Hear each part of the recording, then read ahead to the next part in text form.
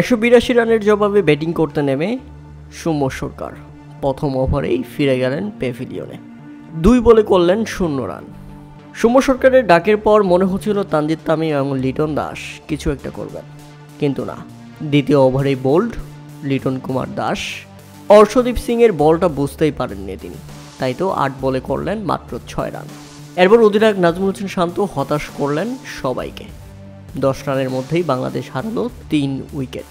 তানজিদ তামিমকে সঙ্গে নিয়ে ভালো খেলার ইঙ্গিত দেন তাওহিদ হৃদয়, তবে সেটাও সুখকর হয়নি বেশিক্ষণ। 14 বলে 13 রান করে ফিরলেন তাওহিদ হৃদয়। এরপর তানজিদ হাসান তামিম ফিরলে 41 রানের মধ্যেই বাংলাদেশ হারায় 5 উইকেট। এই ওপেনার ফেরেন 18 বলে 17 রান করে।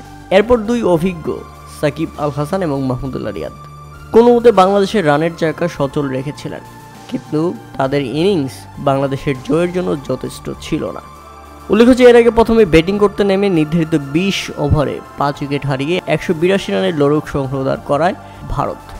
দলের হয়ে সর্বোচ্চ 32 বলে 53 রানের ইনিংস খেলে প্যাভিলিয়নে ফিরে যান ঋষভ পান্থ, আর শেষ দিকে 23 বলে 40 রানের চমৎকার ইনিংস খেলেন হার্দিক পান্ডিয়া। তাতে ভারতের বিপক্ষে বাংলাদেশের প্রস্তুতিটা খুব বেশি একটা ভালো হয়নি। বল হাতে সাকিব আল হাসান ছিলেন খরচে। 4 ওভারে খরচ করেছেন 47 রান, প্রায় তার ওভার প্রতি ইকোনমিটা ছিল 12। ভারতের বিপক্ষেও কেবল ভালোভাবে ব্যাট চালাতে পেরেছেন মাহমুদুল্লাহ রিয়াদ, আর এই একটা মাহমুদুল্লাহ রিয়াদ যেন বাংলাদেশের একটা রত্ন। ব্যাটিং বোলিং ফিল্ডিং যে কোনো বিভাগেই মাহমুদুল্লাহ রিয়াদ এখন সেরা। তার ফিটনেস বলেন, তার ব্যাটিং বলেন, তার ফিল্ডিং বলেন, তার ক্যাচ ধরার স্টাইল বলেন, তার বোলিং বলেন, কারণ বল হাতে তিনি ফিরিয়েছেন অভিজ্ঞ রোহিত শর্মাকে। সব কিছুতেই একমাত্র পারফেক্ট ক্রিকেটার এখন মাহমুদুল্লাহ ছাড়া আর বাংলাদেশে কেউই নেই।